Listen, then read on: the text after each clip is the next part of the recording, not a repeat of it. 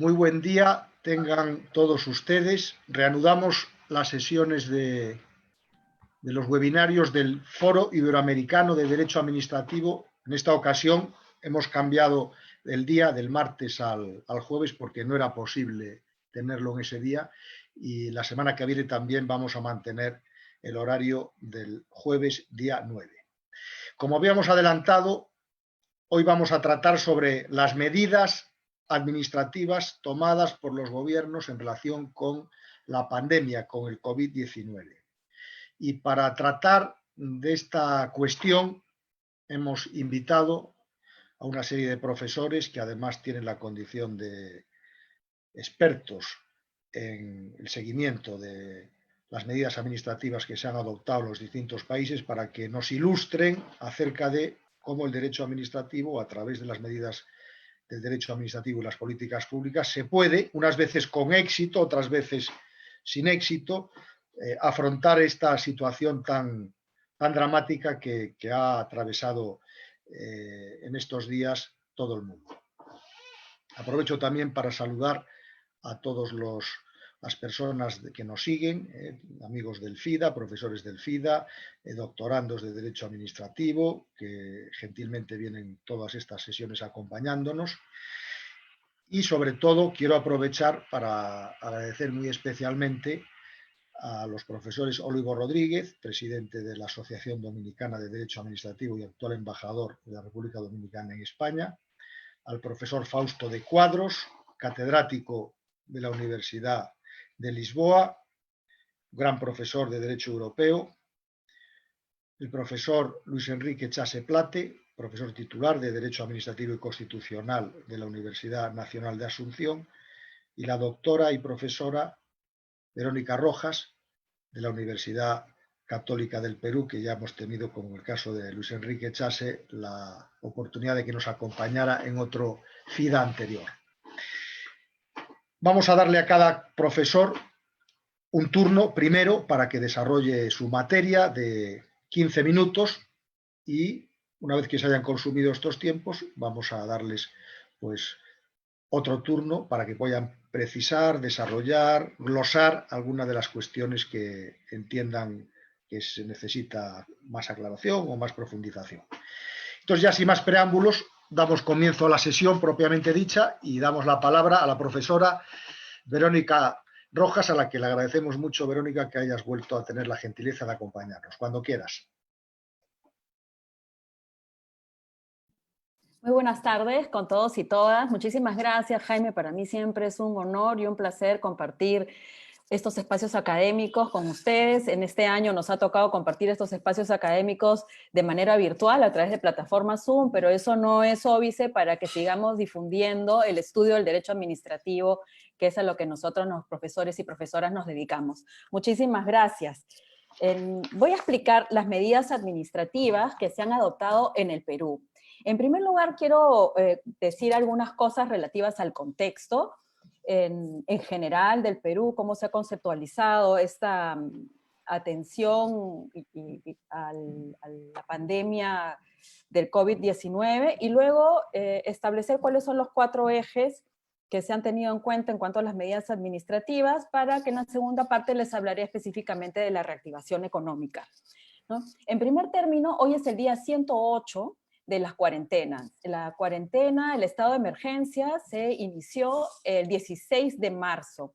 El día 106 acabó el estado de emergencia y se inició una cuarentena focalizada. En el Perú hay 24 departamentos y continúa una cuarentena mucho más estricta en 7 departamentos, es decir, más o menos la tercera parte del país. Nosotros tenemos en Perú una situación bastante paradójica. Empiezo mencionando algunas características importantes de la economía peruana, de acuerdo a varios estudios de economistas y algunas estadísticas oficiales. He tratado de usar las más actuales que existen, que son del año 2018, 2019. En primer lugar, quiero comentarles la paradoja que existe, ¿no? El Perú es el 6º país a nivel mundial que ha tenido una mayor severidad en la respuesta gubernamental frente al COVID-19. Ello está basado en un índice que ustedes muy bien conocen y lo pueden encontrar en internet. Es el índice de las respuestas gubernamentales de la Escuela de Gobierno Blavatnik de la Universidad de Oxford. Está disponible en internet, lo pueden ver. Somos el 6º país con más contagiados y nosotros estamos calificados como respuesta gubernamental severa con 90 puntos de 100. 90 puntos de 100 en nuestras medidas severas, pero somos el 6º país a nivel en el ranking mundial con casos COVID confirmados. Es paradójico y también es preocupante, ¿no? Para todos los peruanos y peruanas. En segundo término, como les había comentado, hemos estado en cuarentena desde el 16 de marzo y actualmente estamos en una cuarentena focalizada.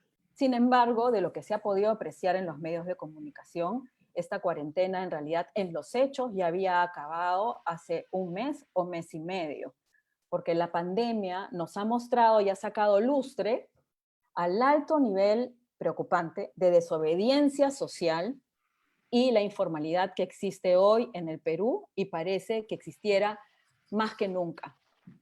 De hecho, esta pandemia y es materia de debates públicos y muchos comentarios en los medios de comunicación de estudiosos, investigadores y también políticos. Esta pandemia ha visibilizado en el Perú muchos problemas estructurales que viene arrastrando desde hace décadas, ¿no? En la historia republicana, de corrupción, de ineficiencia y de desidia estatal, no solamente estatal, sino también del sector privado, a la par de un crecimiento económico que venía dándose de manera sostenida, que hizo pensar algo que no era real, de que se hizo pensar de que nosotros teníamos una clase media bastante consolidada, a lo que se ha llamado por la Universidad del Pacífico, un economista que les invito a leer el artículo, Alberto Vergara, un burbujismo empresarial. ¿Por qué? Porque nosotros en realidad tenemos una economía con 70% de informalidad. Un 80% del desarrollo urbano peruano se ha desarrollado al margen de la ley. El 70% del transporte es informal. Y solo el 40% de los peruanos cuenta con una cuenta bancaria y la mitad, o sea, no llegamos a la mitad de los peruanos que tengan en su hogar una refrigeradora. Todas estas circunstancias han hecho que se rompa la cuarentena desde hace mes y medio, porque la gente ha necesitado salir a la economía para seguir generando ingresos y también ir al mercado todos los días. Entonces, según el INEI, el Instituto Nacional de Estadísticas Informáticas del año 2018, el sector informal en el Perú, ese 70%, representa el 20% de la economía. Dicho en otras palabras, el sector informal peruano produce la 1/5 parte del PBI peruano. ¿Y por qué esto es importante? Porque para hablar de las medidas administrativas utilizadas hay que tener en cuenta el contexto, porque luego hay una evaluación de cuánto de estas medidas administrativas, cuál es el grado de cumplimiento o de desobediencia de estas medidas administrativas y si han tomado en cuenta la realidad peruana o solamente se ha regulado para la formalidad, lo cual es nuestra impresión como académicos, y no se ha regulado para atraer la informalidad hacia la formalidad.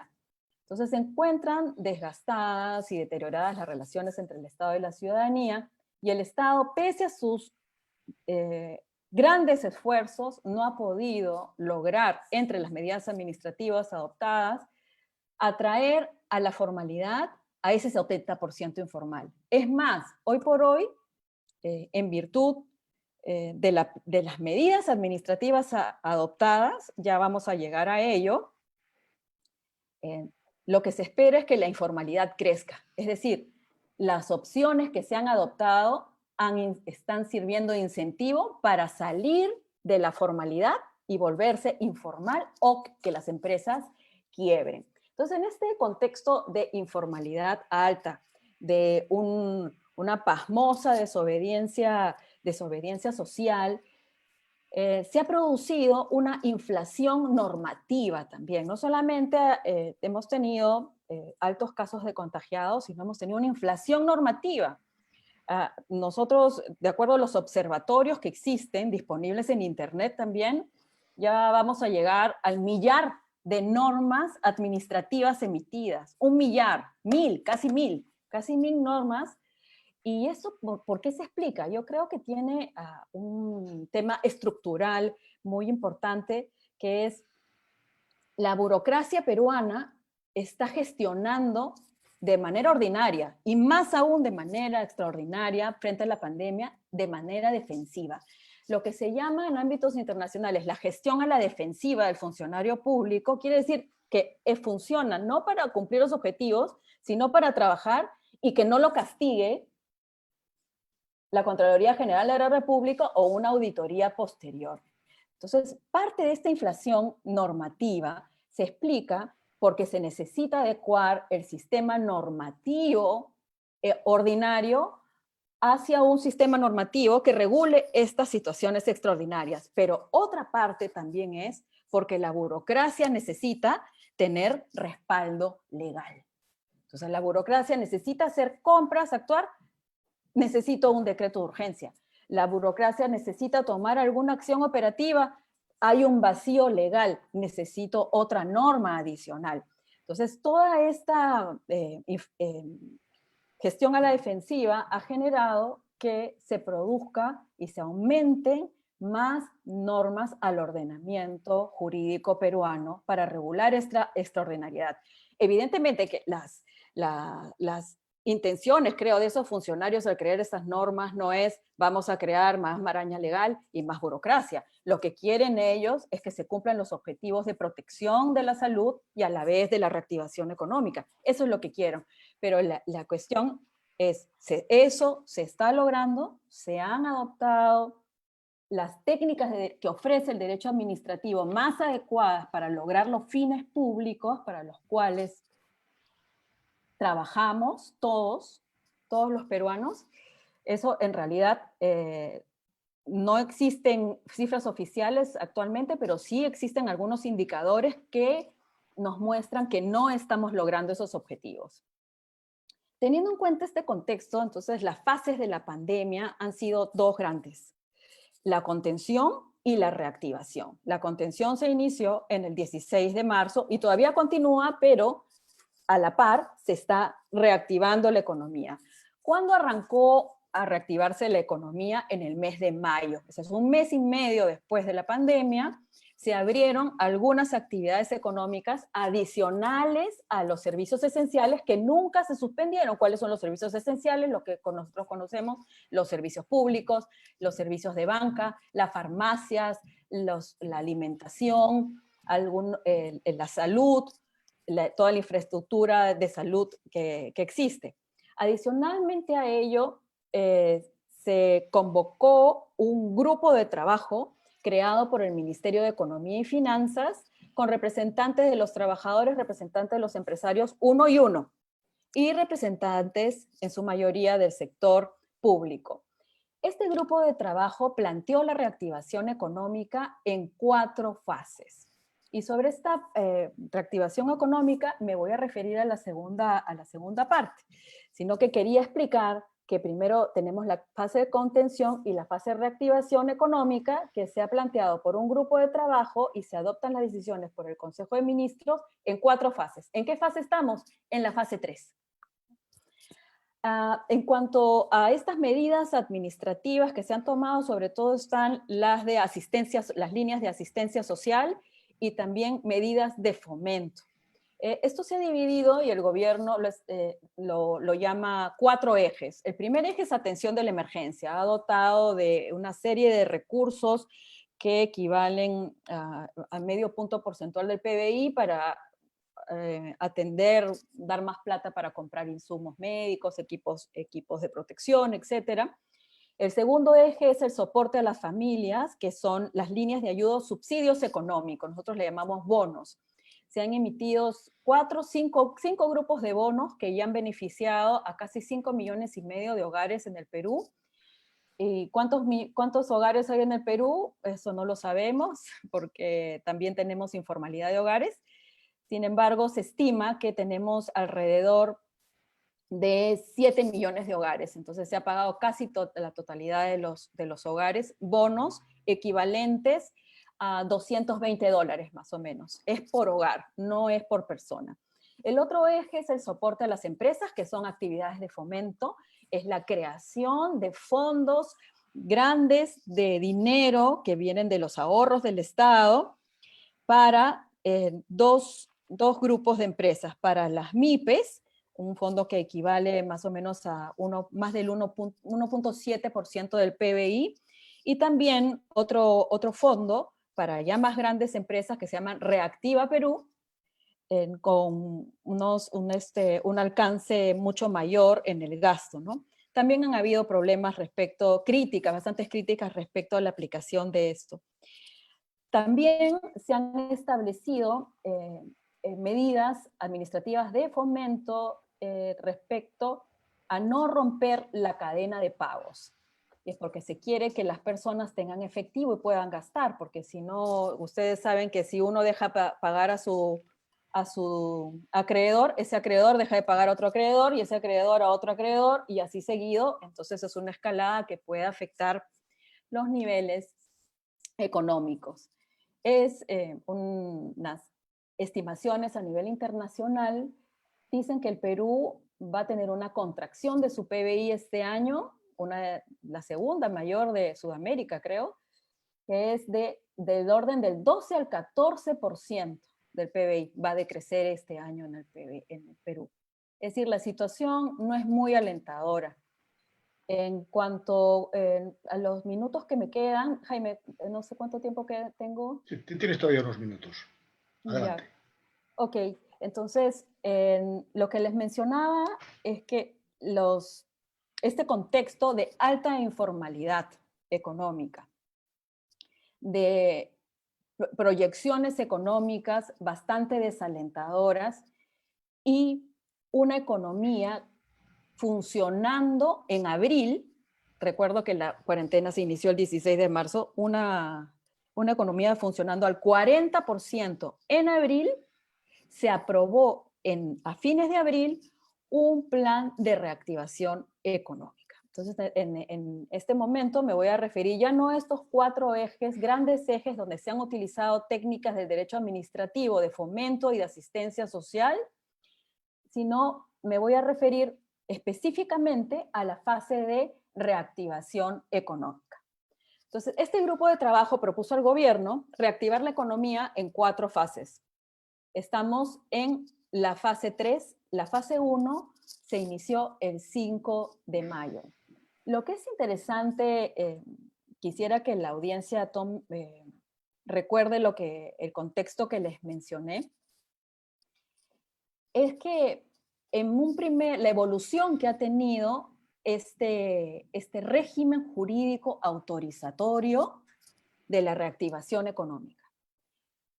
Estábamos en un contexto en el cual, por el estado de emergencia, se habían prohibido, o sea, se habían cerrado las puertas de todas las actividades económicas que no sean los servicios esenciales. Entonces, había que pensar y diseñar un régimen jurídico para que estas actividades económicas, por fases, por grupos, ingresen nuevamente al mercado. Entonces, la opción del Consejo de Ministros, mediante decreto supremo, fue establecer un régimen autorizatorio de evaluación previa.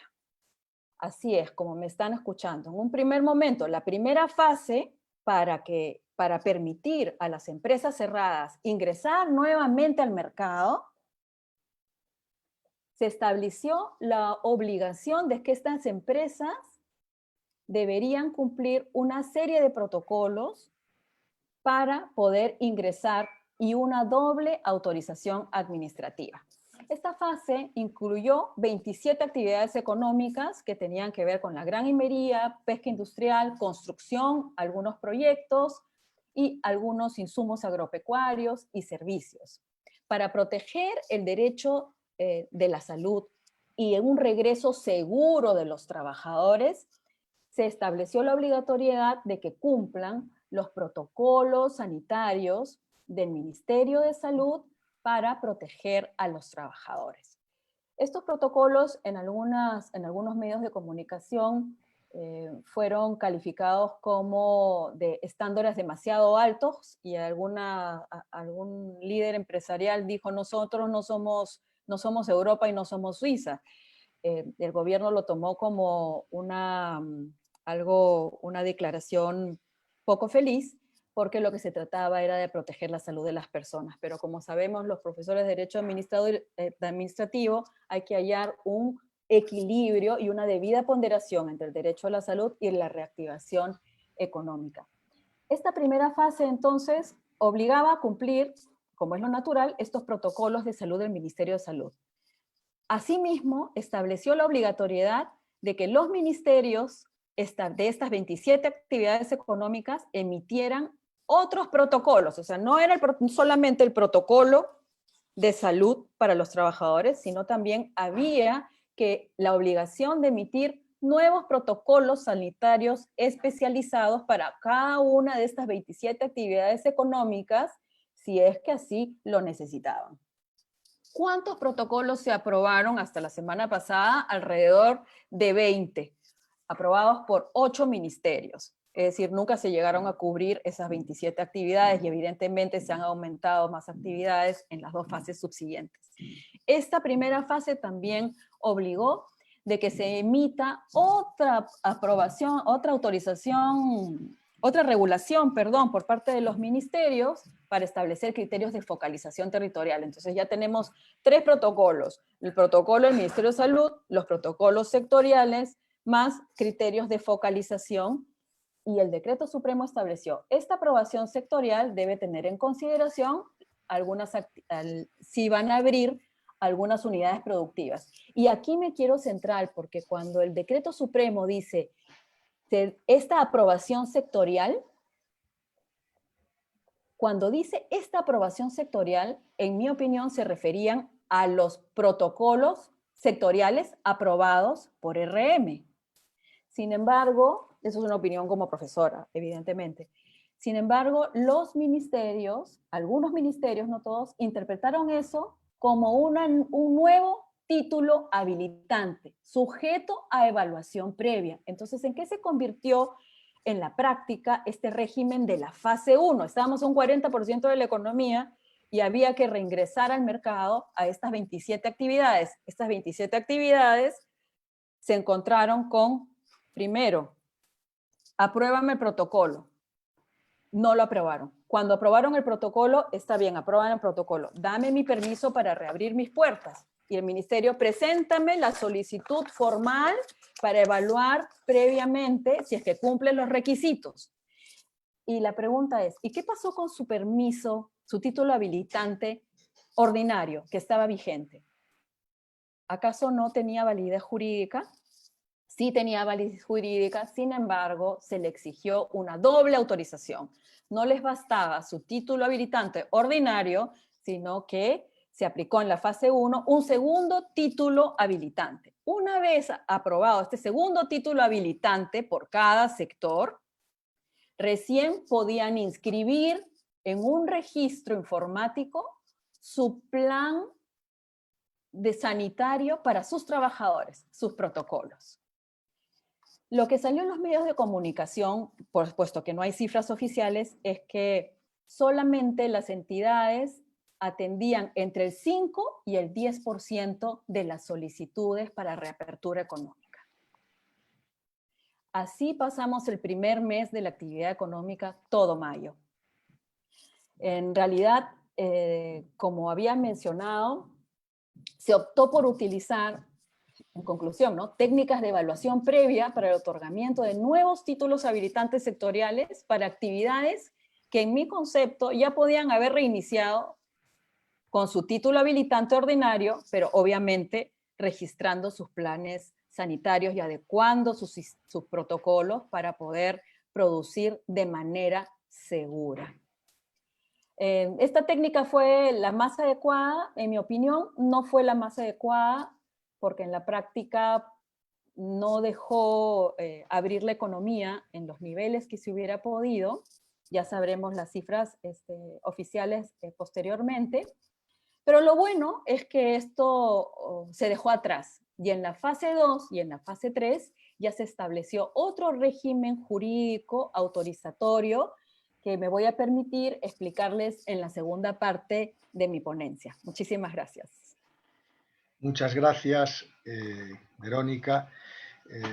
La verdad es que en todos los países en este tiempo hemos visto el despliegue de la potestad administrativa en variadas dimensiones, en las normas. Creo que es denominador común la proliferación de normas que sufrimos todos, de toda naturaleza, incluso en algunos países, decretos leyes sin desarrollo administrativo que plantean en algunos casos incluso un tema central del derecho administrativo, como es la responsabilidad del Estado legislador, porque los efectos de esos decretos leyes han sido directos sobre las personas.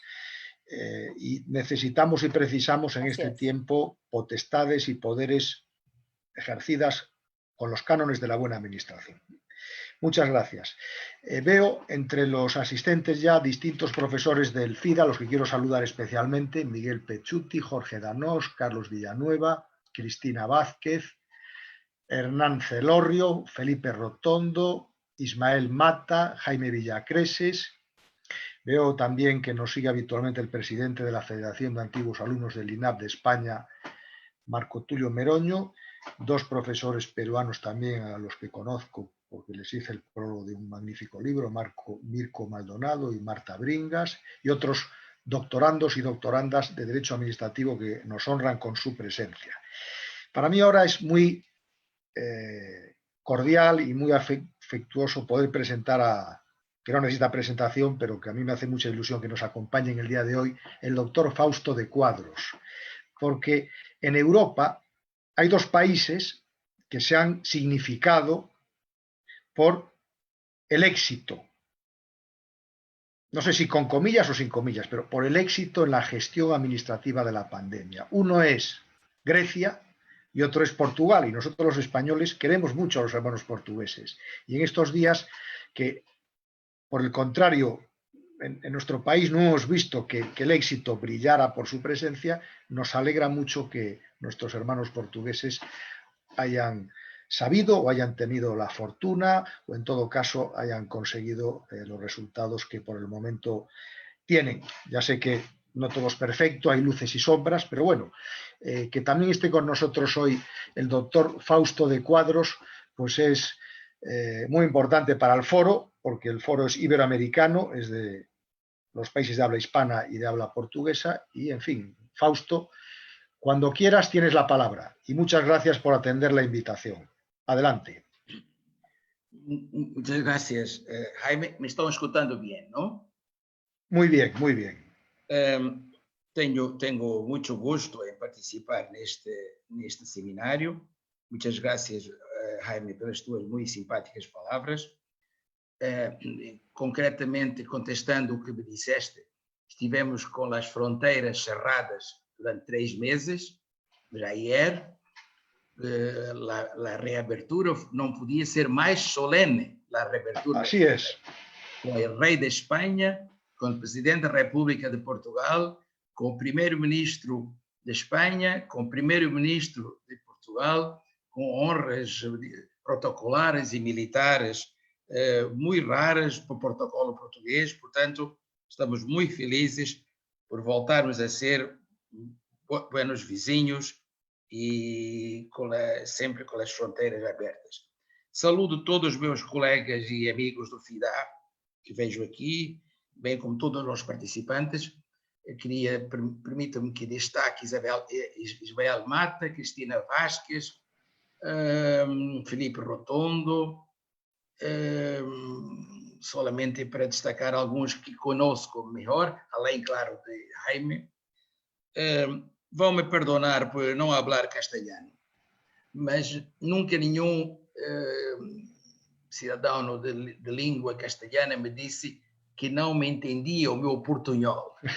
E, portanto, me permitam que hable em portunhol. Já conheço os conceitos que em direito administrativo são muito diferentes na sua formulação escrita em castelhano e em português, E estes conceitos tentarei, sobretudo, terei muito cuidado em me exprimir em castelhano. Eu vou tentar limitar-me aos 15 minutos que me han sido dados e, para isso, terei que limitar ao mínimo, mas ao essencial, as medidas administrativas que Portugal tomou, e felizmente com muito êxito, para enfrentar a pandemia. Ora bem, Portugal começou em março, em 14 de março, por escolher um estado de exceção constitucional, que é o estado de emergência. Nós temos 2 estados de exceção constitucional particularmente graves, estado de sítio e estado de emergência. O estado de sítio está mais preparado para questões de segurança militar nacional ou terrorismo ou situações análogas. O estado de emergência está mais pensado, mais estruturado para situações de calamidade pública. Tempestades, ciclones que felizmente não temos, e também este tipo de calamidade. E, portanto, Portugal se socorreu do estado de emergência em 14 de março. Rapidamente, quais são os traços essenciais do estado de emergência, tal como a lei os prevê?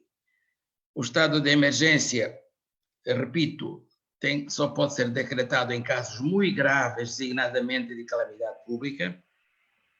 Tem que ser decretado pelo Presidente da República, ouvido o governo e com autorização maioritária do Parlamento.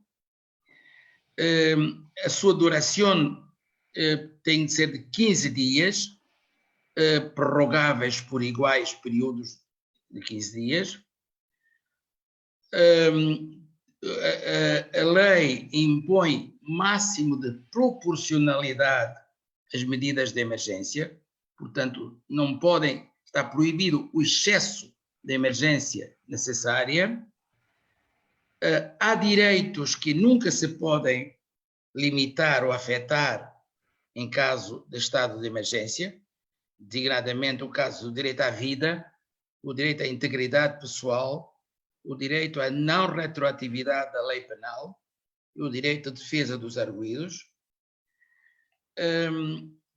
A lei permite, no quadro do estado de emergência, fixação de residência às pessoas, retenção nos seus domicílios por razões de segurança, limitação à circulação de pessoas ou veículos e suspensão de publicações, a violação de qualquer destas medidas dá direito, é um crime de desobediência punido pelo Código Penal. E, portanto, isto é o que havia, é o que permitia a lei. Portugal se serviu apenas de uma parte destas medidas, designadamente confinamento na residência, limitações a direitos de reunião, livre circulação e de livre circulação, particularmente entre municipalidades diferentes, ou seja, as pessoas só podiam sair de uma municipalidade em que residem para irem para outras municipalidades em caso manifesto de trabalho, saúde ou razões familiares muito prementes. E aos fins de semana era mais apertada, era mais estrita a proibição de circulação entre municipalidades diferentes. Isto era para evitar que as pessoas em março, abril já fossem às praias, houvesse ajuntamento de pessoas nas praias ou noutros locais de diversão. A função pública, com o confinamento, maior parte dela trabalhou com teletrabalho. Os próprios tribunais trabalharam em teletrabalho, a administração pública em teletrabalho. As escolas foram cerradas, todas as escolas, desde os ninhos até as universidades, todas as escolas entraram em teleescola, teledistância. Esta foi a medida mais feliz, mais eficaz, porque os ninhos, porventura, não se contaminam gravemente, mas são, diz a Organização Mundial de Saúde, os grandes transmissores para os padres ou pelos abuelos do Covid. E, portanto, foi muito bom termos muito temprano encerrado as escolas. Portanto, o país ficou grande parte em quarentena, mas o país funcionou. Mesmo em teletrabalho, a administração pública, as funções públicas, os serviços públicos eram contactáveis por via de teléfono ou e-mail.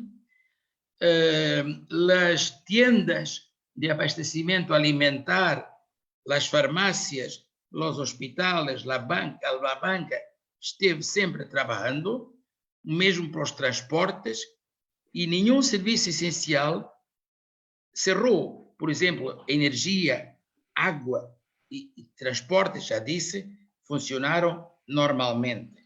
Portanto, a quarentena não implicou uma paralisia do Estado. Deste ponto de vista, o Estado, o Presidente da República limitou as medidas de emergência ao mínimo necessário, mas ao suficiente para a vida decorrer com normalidade.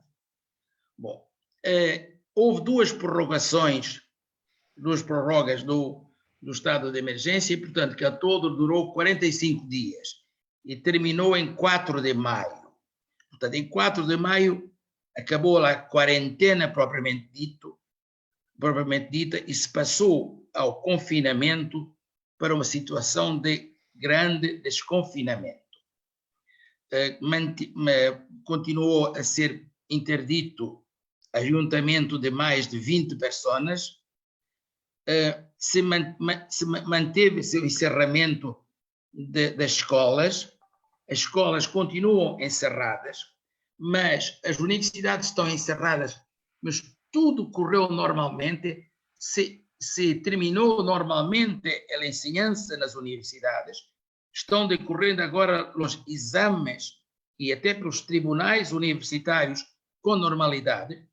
Eu, como estou jubilado, só dou mestrados e doutorados, cumpri todos os programas, todas as discussões, todas as pesquisas com os estudantes. O ano correu, os resultados foram os mesmos que seriam se as escolas estivessem abertas. Minhas netas de 7 e 11 anos tiveram telescola normalmente, ensino à distância, cumpriram os programas inteiros, mantiveram-se cerradas os shoppings grandes, os hipermercados, os estádios desportivos. Se recomeçou a liga de futebol, mas 100 pessoas, solamente os jogadores e treinadores. E este estado de calamidade que sucedeu ao estado de emergência durou de 4 de maio a 30 de junho, e a 1 de julho, ayer, começou o estado de alerta, que é um estado muito suave, que, no fundo, se traduz em o seguinte: as escolas continuam cerradas, porque agora não vale a pena abri-las, porque estão a acabar os exames. Os cafés e bares, que são grandes ajuntamentos de pessoas, continuam cerrados. Os restaurantes têm uma frequência muito limitada, e o mesmo se passa com os transportes públicos. E este é um ponto fraco, porque não se tem conseguido que os transportes públicos se cumpra a limitação de 2/3 da população dos transportes públicos, sobretudo mañana, quando as pessoas vão tarde trabalhar e não respeitam o limite dos 2/3. Muito bem, vamos então ver agora em poucos minutos quais são as medidas de direito administrativo mais importantes que foram tomadas. Primeiro, logo no estado de emergência, suspensão de plazos em todos os procedimentos administrativos não urgentes, exceto se os intervenientes no procedimento chegassem a acordo que o procedimento podia prosseguir por via eletrónica. Senão, os procedimentos administrativos não urgentes se suspenderam os prazos. Depois, quanto aos procedimentos administrativos urgentes, particularmente os que se contendiam com direitos, liberdades e garantias fundamentais dos cidadãos, também os prazos ficavam suspensos quando era necessária a presença física. Os procedimentos correram normalmente, mas exceto quando era por natureza necessária a presença física dos interessados. A caducidade dos atos administrativos que ocorreria durante o prazo de emergência não ocorreu. E, portanto, foi prolongada a vigência dos atos administrativos que caducariam, em princípio, durante o prazo da emergência. Estou-me a referir, sobretudo, a licenças e autorizações. Prazos processuais nos tribunais administrativos. Nos processos, foram suspensos os prazos processuais nos processos não urgentes, que estavam pendentes ou que podiam ser instaurados durante o período de emergência. Portanto, não ocorreram os prazos. Agora se discute uma medida que o Parlamento gostava de aprovar de redução das férias judiciais. Me estão escutando? Perfectamente. O Parlamento intentava reduzir as férias, os feriados dos tribunais para recuperar o tempo perdido, mas sabem vocês que os magistrados são uma grande corporação e estão oferecendo resistência a terem férias, vacações reduzidas. Em matéria de contratação pública, houve aqui algumas medidas muito importantes. Primeiro, se quis fomentar, incrementar contratos públicos que eram absolutamente necessários para prevenir o agravamento da pandemia. E, portanto, o Estado e as municipalidades puderam, com maior facilidade, celebrar contratos públicos e as duas medidas mais importantes foram as seguintes. Veio-se permitir a adjudicação direta, independentemente do valor, por motivos de extrema urgência, por exemplo, em contratos de empreitadas de obras públicas, aquisição de bens móveis, locação e aquisição de serviços. Segundo, esses contratos, que normalmente só podem ser eficazes com a aprovação do Tribunal de Contas, não era assim, passaram a vigorar imediatamente depois da adjudicação, sendo a posteriori, o Tribunal de Contas devendo aprová-los no prazo de 30 dias a seguir a sua celebração. Matéria muito difícil era a matéria de reequilíbrio financeiro nos contratos de execução, nos contratos públicos de execução duradoura. Entre 3 de abril de 2020 e o termo do estado de emergência, portanto 4 de maio, os contratos não podiam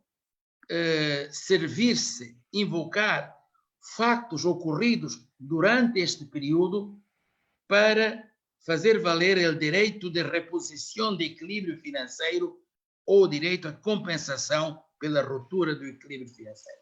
Portanto, os fatos ocorridos neste intervalo, 3 de abril a 4 de maio, não podiam ser invocados como ruptura do contrato ou como necessidade de reposição de equilíbrio financeiro.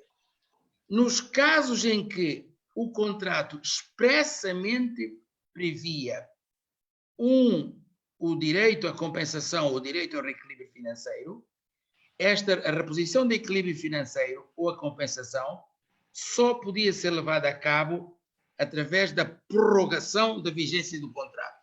Portanto, o remédio para a ruptura do equilíbrio financeiro não era a reposição do equilíbrio financeiro por razões financeiras, mas era a prorrogação da vigência do contrato.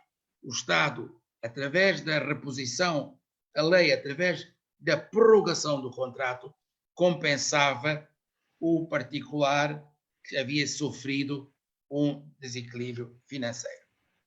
Estas foram as medidas mais importantes, Jaime. Eu creio que respeitei aos 15 minutos. Se ficar alguma coisa mais por dizer ou me perguntarem, eu na segunda intervenção tentarei suprir o que ficou por dizer. Muchas gracias. Muchas gracias, profesor Fausto de Cuadros, además de por la exhaustiva y completa exposición, porque tu posición se entiende siempre muy bien y hoy especialmente. Y sé que para ustedes, los hermanos portugueses, el esfuerzo que hacen, ¿verdad? Pues siempre compensa porque son muy bien entendidos en todos los lugares de habla hispana. Muchas gracias. Muy especialmente a ti, Jaime, que es galego. Muy especialmente a los galegos. Eu falo a língua galega, cosa que eu sei. Para mí é moi doado entender o portugués, porque o galaico portugués ten unha matriz filolóxica moi común. O sea que muchas gracias. Então, permíteme uma pequena observação. Em 1997, me invitaram em Santiago de Compostela para falar da subsidiariedade no Tratado de Maastricht, porque eu fui dos redatores da subsidiariedade do Tratado de Maastricht. Numa mesa que me honrou muito, porque Garcia de Enterria era dos participantes também na mesma mesa, na mesma mesa. Eu falei em português e toda a gente me entendeu e ninguém colocou nenhuma dúvida quanto ao meu português, porque a maior parte eram galegos.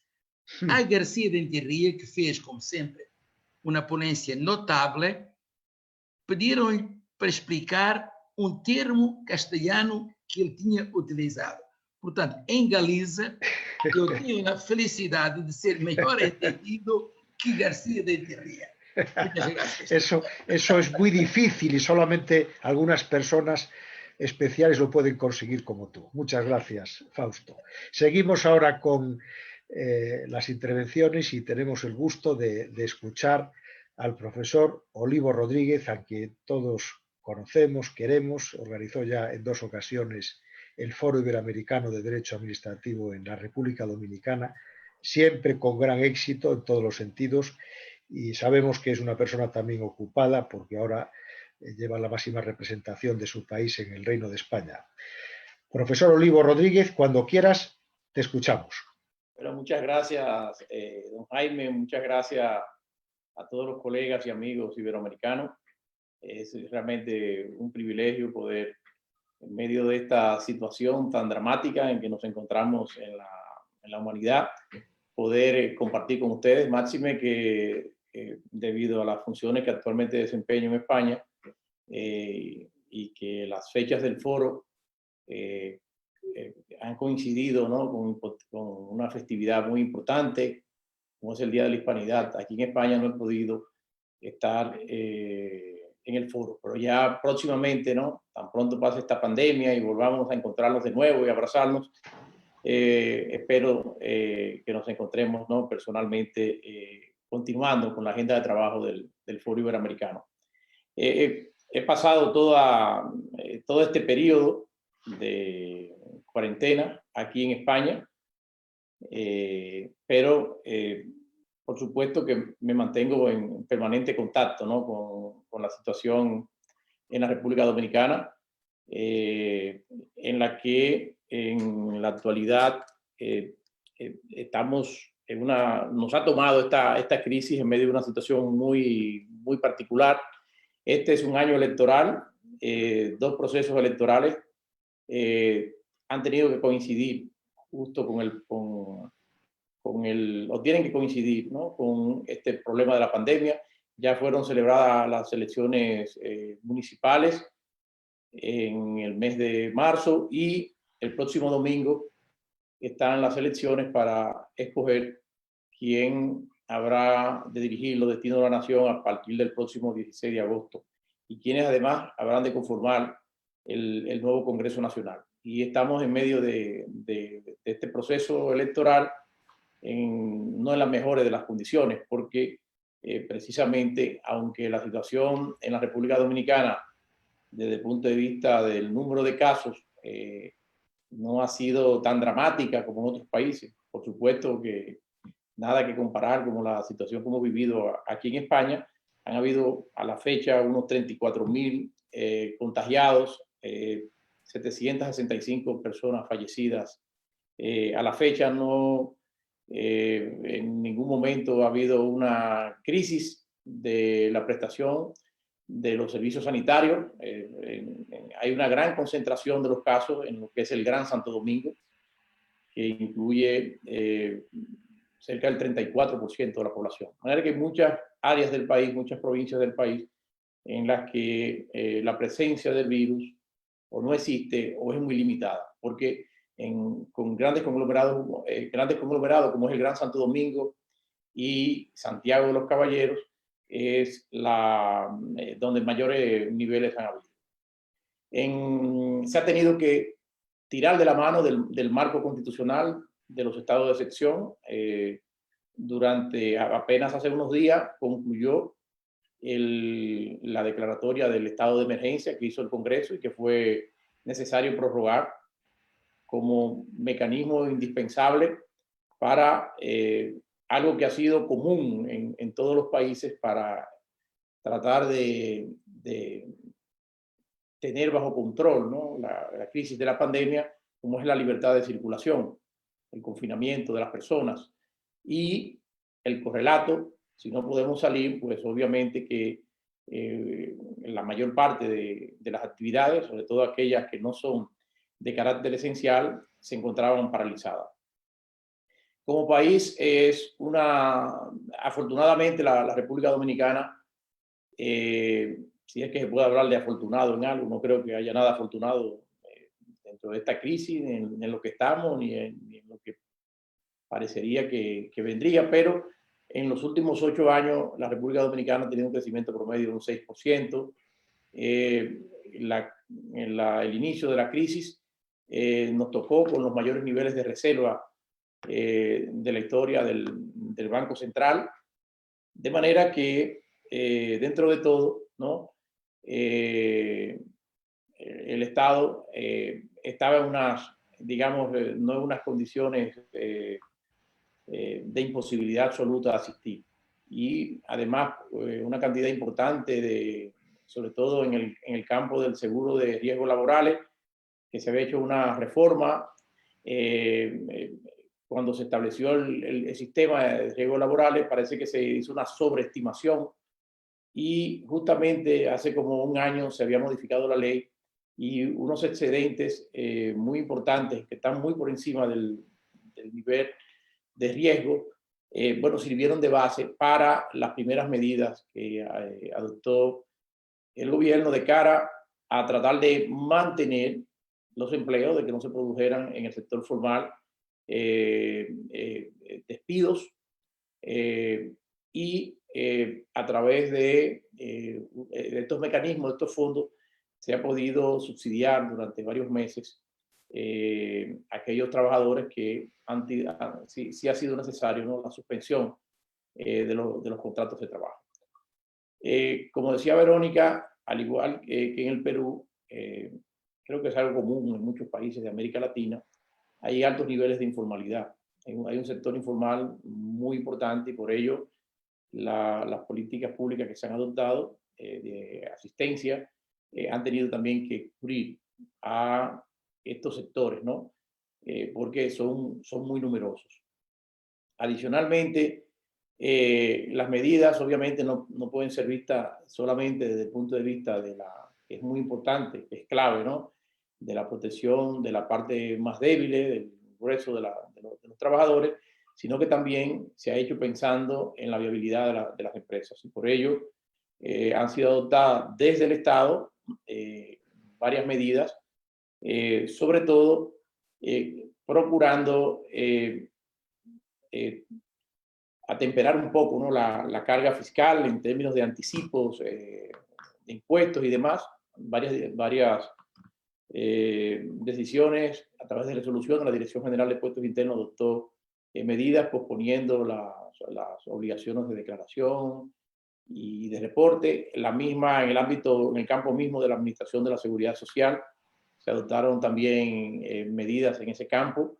El Banco Central de la República ha utilizado también mecanismos de política monetaria de cara a asegurar a los bancos que tengan una liquidez suficiente para que sus clientes, sobre todo las empresas, no se vieran obstaculizadas ni paralizadas por la falta de recursos. Hay que resaltar además que en este campo, como ha pasado en muchos países, ha habido una gran concertación, digamos, público-privada en los sectores financieros. Han tratado de aligerar un poco la carga mediante la posposición de las obligaciones de pago, de préstamos en el sistema formal, tanto préstamos hipotecarios como préstamos de vehículos o pagos de tarjeta de crédito, de manera que las personas confinadas en sus casas pudieran disponer, ¿no?, de los ingresos que a través de estos programas que desde el Estado se crearon conjuntamente con las empresas pudieran disponer de recursos con que cubrir sus necesidades. Desde hace varios años, de hecho, tanto considerado por el Programa de Naciones Unidas para el Desarrollo como el Banco Interamericano de Desarrollo y el Banco Mundial, desde hace un tiempo se cambió esa típica medida populista de asistencialismo por algo bien organizado, bien estructurado, conectado con otros programas que se interesan la ayuda social a los sectores más que están en situaciones de más vulnerabilidad, situaciones de hogares que han sido debidamente identificados como en situación de extrema pobreza. Se han vinculado el quantum de esas ayudas sociales a que las personas, a la cantidad de hijos que se envíen a las escuelas. Esto tiene importancia porque en los últimos 7 años también ha habido una transformación un poco en el tema de la educación hacia la idea de la tanda extendida, que le permite también a muchos estudiantes de origen humilde tener acceso a alimentación y meriendas. Y dada la particularidad de una amplia franja de nuestra sociedad, con familias uniparentales, que la madre tiene que salir a trabajar, etcétera, bueno, pues le permite que los muchachos, los jóvenes, puedan estar en las escuelas hasta el tiempo en que las madres habrán de llegar. Entonces, estos programas han sido muy útiles para inyectar ayudas adicionales, ¿no?, en términos sobre todo de carácter alimenticio. Esto en sentido general en cuanto a políticas, ¿no?, orientadas tanto a favorecer a la parte de la clase trabajadora en los sectores formales, no informales, a las personas que se encuentran en estas situaciones de vulnerabilidad extrema, pero también de cara de ayuda, de desahogo de las cargas en el campo tributario, en el campo de los aportes a la seguridad social y en el ámbito de la disponibilidad de recursos financieros en protección de las empresas, porque luego de esto se necesita poner en orden y en funcionamiento todo el aparato productivo. Al igual que, y vuelvo y repito, con que otros países, hay algo que es común. O sea, creo que hay una gran similitud en la mayor parte de los países con las medidas que se han adoptado. Todo el tema más allá del aislamiento, en los países también estuvo todo el tema del cierre, ¿no? de los aeropuertos. Nosotros tenemos un impacto importante porque los tres sectores, ¿no?, que contribuyen mayormente al ingreso, ¿no?, de recursos, de divisas para la sostenibilidad de la economía, se ven bastante afectados. Uno es el turismo, otro es las zonas francas de exportación, sobre todo el mercado de los Estados Unidos, que es muy importante, aunque este ha sido el menos impactado porque ha servido para su diversificación, para tener mucho trabajo en el campo de mascarillas y todos estos insumos y productos necesarios en el campo de las medidas sanitarias. Pero el otro renglón es el de las remesas que envían los cerca de 2 millones de los dominicanos que residen en el extranjero. De ellos, la mayor parte reside en los Estados Unidos, y España después de Estados Unidos, es el país que más acoge dominicanos. Y esto, obviamente, que una crisis de esta naturaleza impacta notablemente la capacidad de nuestros ciudadanos para poder hacer envío de estas remesas. De hecho, han bajado, no una situación tan extraordinariamente dramática, pero sí han bajado. Todo el tema es el reto, ¿no? Una focalización tan grande como Estados Unidos, donde la crisis parece no tener límite en torno a aumentar y aumentar, es bastante preocupante. De todas formas, creo que Verónica ha hecho una clasificación muy interesante en lo que toca a títulos habilitantes, ahora de cara a actividades que en el curso de la pandemia se vieron afectadas. En primer lugar, porque la limitación de la movilidad impedía, ¿no?, el desarrollo de las mismas, pero también por políticas de carácter sanitario se hacía necesario que la gente permaneciera en sus casas. Nos hemos tenido que replantear la desescalada en fases, ¿no? Y nos encontramos en eso. De hecho, ya ayer se abrieron los aeropuertos, luego de varios meses cerrados. Comenzaron a llegar los primeros turistas a Punta Cana. No se espera que vaya a ser una cantidad muy apreciable, pero psicológicamente esto tiene un impacto importante de que se inicie un proceso gradual hacia estos fines. Otro tema que ha tenido también que ver mucho el Estado es en asumir en su gran mayoría el costo de las pruebas que se practican. También el Estado ha tenido que hacerle su parte en torno a una cantidad apreciable, sobre todo, no tanto aquí en Europa, pero en Estados Unidos, miles. Nosotros estamos a hora y 45 minutos de Miami, estamos a 3 horas de Nueva York, y Nueva York tenemos cerca de 1 millón de dominicanos, de manera que eran miles la cantidad de dominicanos que estaban de paseo y de visita en Nueva York y en la Florida en el momento de la pandemia. Entonces esto generó bastante presión de la gente queriendo retornar a nuestro país. De manera que en sentido general, ¿no, Jaime? Ese es el panorama que tenemos. Tras el levantamiento del estado de emergencia que cesó justamente en esta semana, se han adoptado algunas medidas haciendo uso, ¿no?, de las facultades en materia que plantea la ley de sanidad frente al tema de las epidemias, porque ha podido pasar el estado de emergencia que habilitaba, ¿no?, a limitaciones más estrictas en cuanto a algunas de las libertades fundamentales, pero está la situación y hay que adoptar algunas medidas y se ha hecho uso. Que finalmente quiero decir que esto también ha servido para uno ver la perspectiva, ¿no?, evolutiva, en el sentido de la historia de la legislación en materia de salud. A mí me tocó escribir un artículo con motivo de un evento en el que participó don Jaime con la Fundación Institucionalidad y Justicia, que todos ustedes conocen, que ha sido nuestra anfitriona en los 2 foros iberoamericanos que hemos celebrado en la República Dominicana, en el que yo hacía el análisis de cómo muchas veces estas reformas, ¿no?, que vamos haciendo, que a los que le ponemos el aditamento de modernización y actualización de nuestras legislaciones,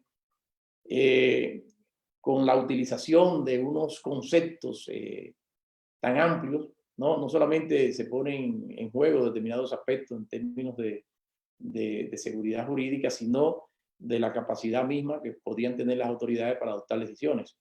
Lo que mostraba en ese trabajo que preparé para el principal periódico de la República Dominicana era que la evolución nuestra pasó de unos mecanismos legales, habilitantes, muy detallados, muy precisos en cuanto a la amplitud de los campos y de las medidas, a disposiciones que en realidad podrían constituirse en verdaderos obstáculos a los fines de que las autoridades públicas puedan adoptar las medidas de protección ante una situación como esta, donde aún no hay vacuna, donde de estas cosas, ¿no?, tan alejados que estamos de la solidaridad. Un país como Estados Unidos dice, bueno, que el único tratamiento que existe, dice, no, yo compro y soy el exclusivo adquiriente de toda la producción de este medicamento. Entonces, en una situación como esa, tenemos que buscarnos esos puntos de equilibrio.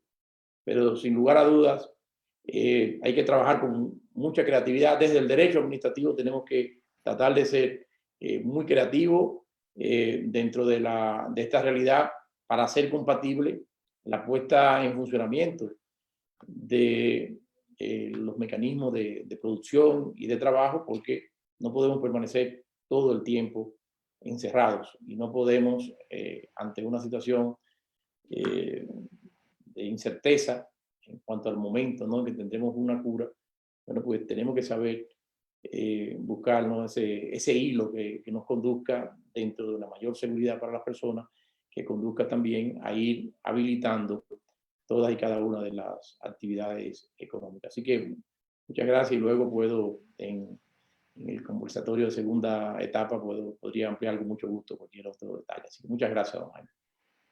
Muchas gracias, Olivo.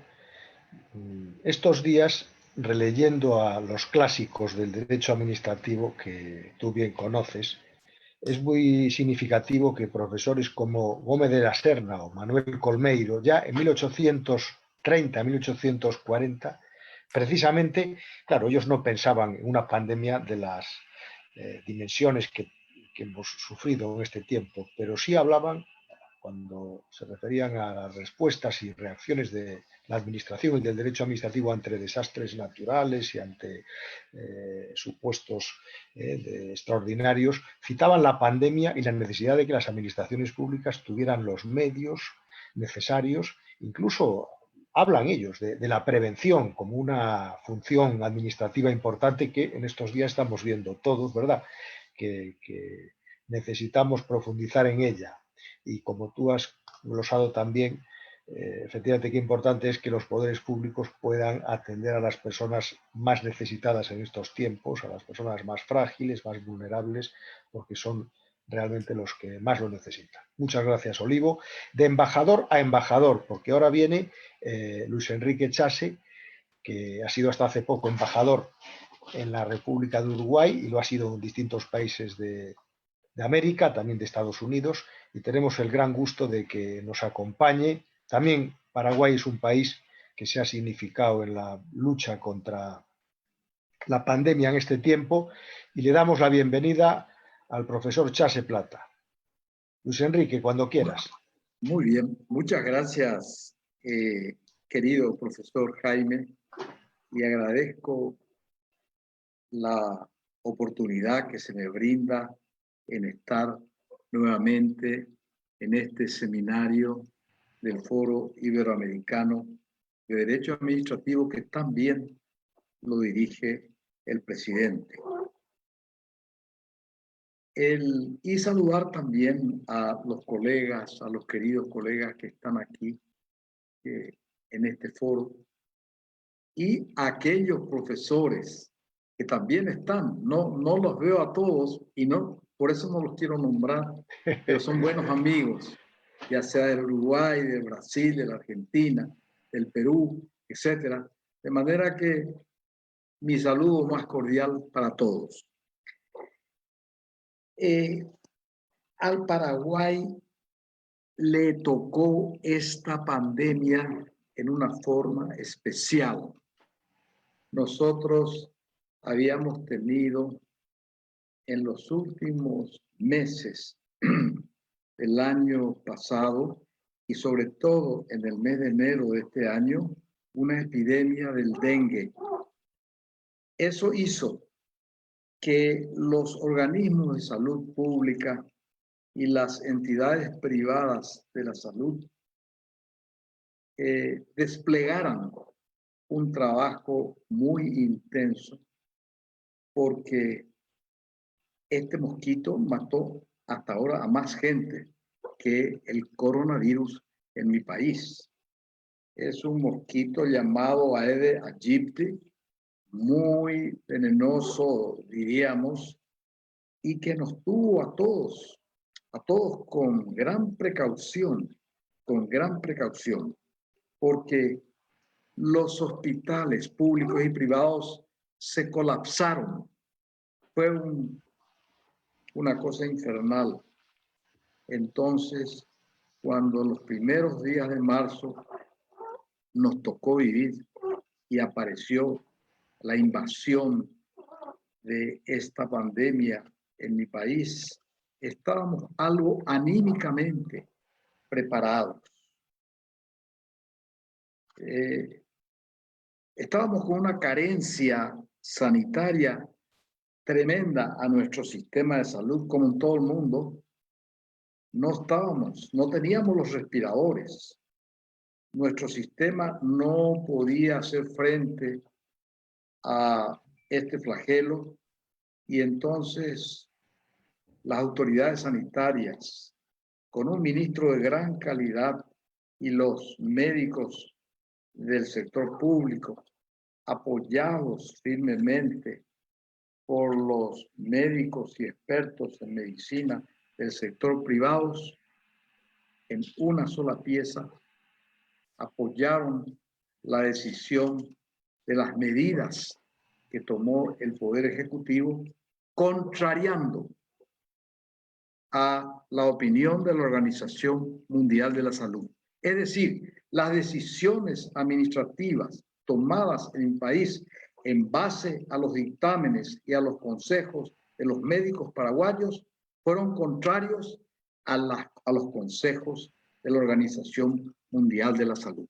Desde muy pronto, creo que fue el 10 o 11 de marzo, se decretó las primeras medidas sanitarias y el Poder Ejecutivo, el Poder Administrador, tomó esa grave decisión. Y aquí seguramente vamos a ver en otros seminarios cómo esta pandemia nos presenta un nuevo escenario del derecho, un nuevo escenario de la división de los poderes, un nuevo escenario del equilibrio de los poderes para el futuro.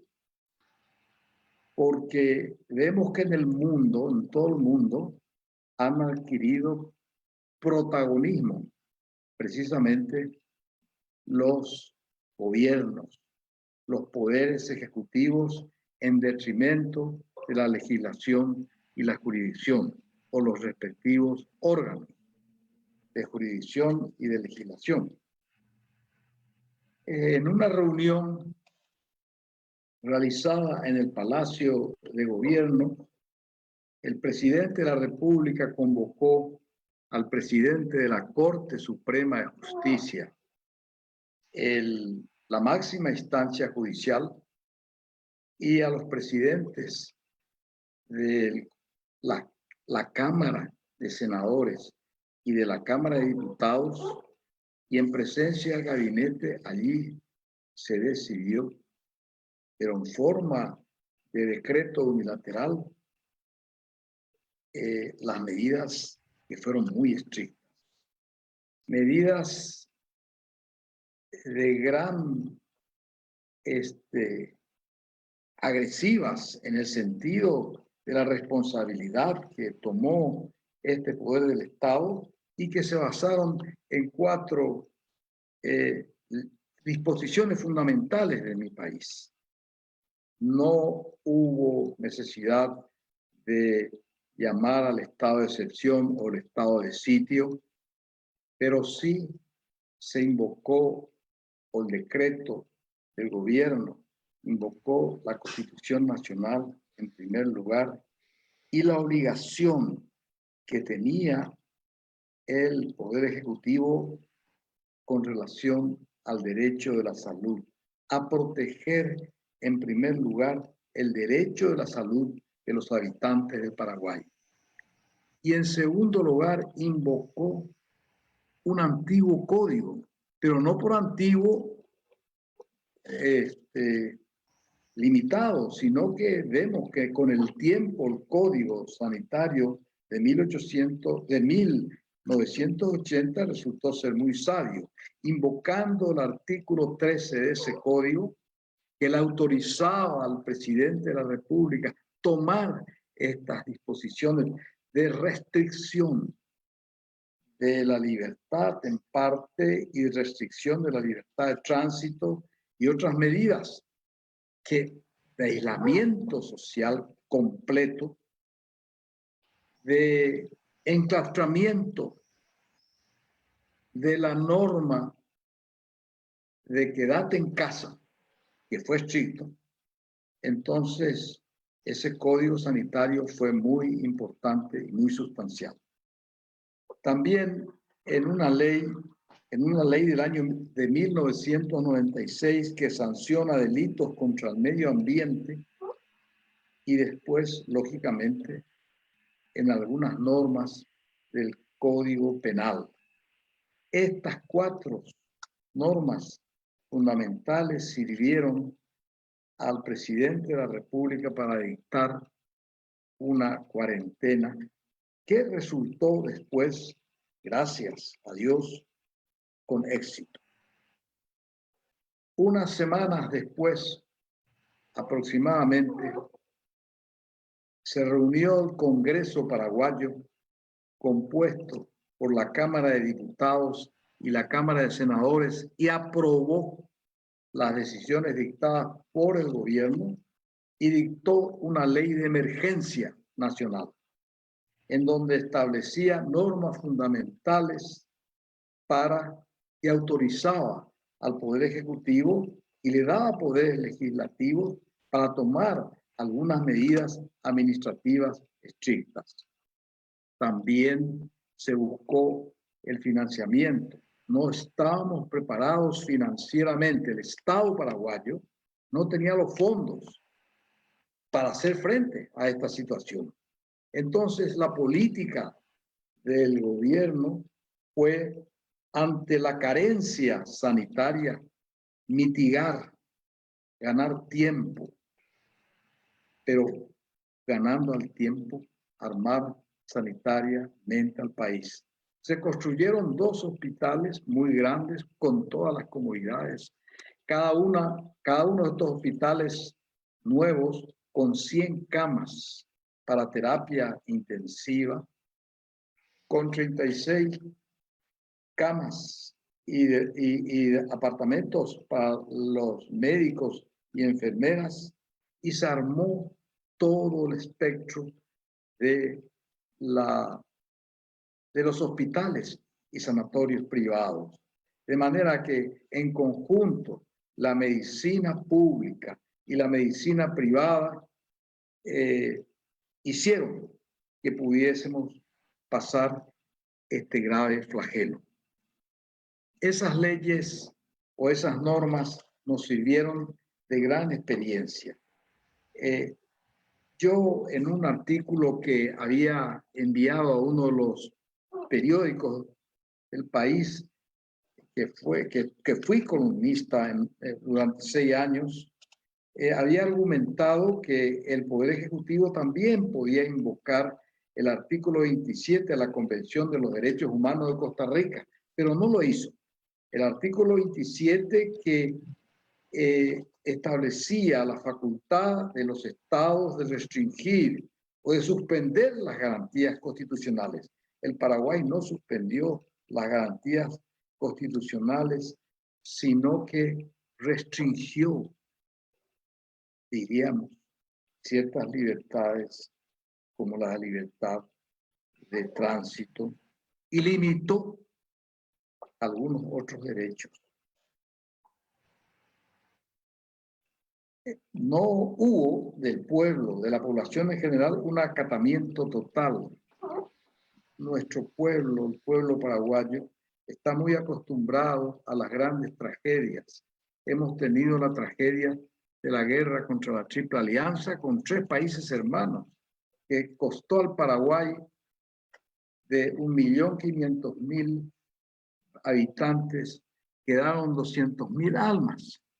Y en la guerra contra Bolivia, otro país hermano, que también murieron miles y miles, tanto bolivianos como paraguayos. De manera que ese espíritu estoico del pueblo y de los habitantes, que me enorgullece, hizo que se acatara enormemente y que no hubo una protesta sobre la legalidad, sobre la legitimidad de estos actos administrativos y después de los actos legislativos, porque tanto los tribunales y el Poder Judicial dictaron algunas normas de orden interno de acatamiento y de solidaridad a estas medidas que se habían tomado. De manera que hubo un total asentimiento. Hablando un poco de números, quería decir que en este momento hay 30 pacientes internados en todo el país. Se trata de 7.500.000 habitantes. 30 pacientes internados. Casi no hay pacientes de otras enfermedades. Hay 13 recuperados, sumando a 1.102 recuperados. Y el total de confirmados, contagiados, que dieron positivo al dengue, son de 2.260. De acuerdo a un informe de ayer del Ministerio de Salud Pública y Bienestar Social. Hay 1.139 casos actuales de COVID-19 que están activos y la mayoría en un departamento que tiene límites con el Brasil. Y 1.102 pacientes superaron la enfermedad en lo que va en toda la pandemia. Y lamentablemente tuvimos 17 fallecidos. Los últimos 3 en estos últimos días, tal vez por unos casos sin nexo, ¿verdad? Y bueno, y ese es el estado general que estamos viviendo en el Paraguay. El gobierno estableció, o los organismos de sanidad establecieron 4 fases. Pasamos la primera fase, pasamos la segunda fase, llegamos a la tercera fase. Después, en algunos departamentos, se tuvo que retroceder a la fase 0. Y hoy creemos que la fase tercera donde estamos llegaríamos en el mes de finales de este mes, a finales de este mes, en la fase cuarta, en donde habría ya una total libertad de movimiento. Estamos con la apertura de los restaurantes, con medidas sanitarias, con protocolos sanitarios, con una, por ejemplo, nos dicen de que el fútbol va a comenzar sin público, aproximadamente el 17 o el 18 de julio, pero todo eso está, a ver, ¿cómo seguimos? ¿Cómo seguimos hacia esos días? Creo que se ha tenido éxito en la lucha contra esta pandemia, pero también el lado negativo es que hubo un agotamiento de la población que estaba totalmente, es una cuestión psicológica, y lógicamente ese agotamiento hizo que en la tercera fase la gente tuviera que salir como algo desesperada, ¿verdad? Para cumpliendo protocolos sanitarios, pero el hecho o las aglomeraciones son las que nos trajeron estas 3 muertes y estos últimos contagios. Bueno, con esta información creo que he podido dar lo que ocurrió en el Paraguay y me voy a reservar para la segunda parte para reflexionar sobre algunos puntos fundamentales de lo que nos plantea este tema en el campo del Estado de Derecho, que lógicamente que creemos, como dice Jaime, y tenemos que luchar para que el Estado de Derecho no entre en una cuarentena. Así que muchas gracias por esta oportunidad nuevamente. Muchas gracias, profesor Luis Enrique, por tu brillante intervención. Efectivamente, uno de los temas que están sobre la mesa en este tiempo y que los juristas tenemos que defender con más ahínco es que efectivamente todas las medidas que se adopten sean en el marco y bajo el paraguas del Estado de Derecho, de manera que los poderes del Estado, los poderes de la Administración estén controlados y sujetos y actúen bajo los cánones de lo que venimos denominando la buena administración. Muy bien.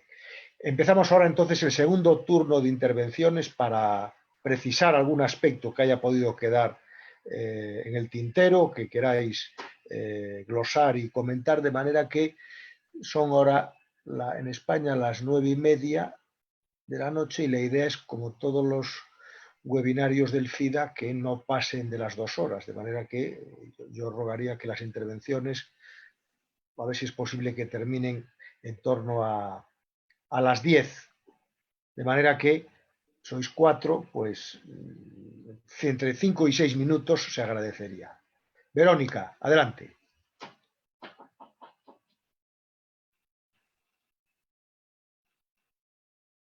Sí, hay que habilitarle a la doctora Verónica Rojas el micrófono. Ahora, Verónica, ya. Sí, muchísimas gracias. La verdad, muy interesantes las intervenciones y esto me permite a mí decir unas cosas muy puntuales para mencionar también qué es lo que ha pasado en el Perú. En cuanto a los procedimientos administrativos, también se suspendieron los plazos administrativos hasta el 10 de junio. A partir del 11 se reactivó todo. Y en cuanto a los procedimientos disciplinarios, solamente de responsabilidad administrativa, disciplinaria, se suspendieron hasta anteayer, o sea, hasta el 30 de junio. Hubo sí algunas deficiencias en la regulación, algunas interpretaciones que se tuvieron y ajustes que se tuvieron que hacer en el camino, finalmente se están superando. También se suspendieron los plazos para los contratos públicos, pero ya todos están reactivados. La contratación pública, la ley ordinaria permite que se contrate por causal de emergencia de manera directa. Sin embargo, por esta gestión a la defensiva que te estoy comentando y el respaldo que se necesita, por decreto de urgencia se estableció también que se debía comprar por emergencia, ¿no? O sea, doble ley, ¿no? La ley ordinaria más los decretos de urgencia. En cuanto a las ayudas sociales, ya los mencioné, lo que se está haciendo ahora es crear un nuevo padrón de todos los peruanos para medidas sociales COVID, para tenerlo más ordenado. En los casos en Paraguay realmente queda alentador escuchar esas cifras, porque el día de hoy en Perú hay 11.108 hospitalizados y ya estamos subiendo casi a 290.000 contagios, 288.477 casos confirmados de COVID, ¿no? Pero esperamos ya estar en la desescalada. Bien, quería también mencionar que debido a que todo el confinamiento y que estábamos, los que podemos, nos quedamos en casa, trabajamos remoto, se ha hecho un curso acelerado, pero en la práctica, de administración electrónica. En la administración pública electrónica, en el Perú no habíamos avanzado casi nada. Teníamos una ley de firmas electrónicas, de firmas digitales que lo validaban. Sin embargo, habían solamente 2.000 trabajadores en trabajo remoto a nivel nacional. Y hoy por hoy, la mayoría de los trabajadores de la administración pública, por lo menos el 60%, está trabajando remoto. Sin embargo, esto no ha ido acompañado con una capacitación a los trabajadores públicos, que es algo que está en la agenda pendiente también. Y este uso masivo de los medios electrónicos que ha despertado o nos ha despertado a nosotros a las nuevas tecnologías, nos está haciendo ver que existen muchas cosas inexploradas y que tenemos mucho camino por recorrer. Y no le quiero decir adrede cosas inexploradas y no vacíos legales, porque no quiero caer en el dengue de nuevamente decir hay que meter 5, 6, 7, 8 protocolos y más leyes modelos. En realidad no necesariamente necesitamos más leyes, pero de repente más gestión. Sin embargo, el derecho administrativo está presente, entonces todas sus herramientas de administración electrónica también están siendo utilizadas y nos obliga a nosotros a poder ser creativos, ¿no? y amoldar estas técnicas o crear unas nuevas para los retos de la administración electrónica.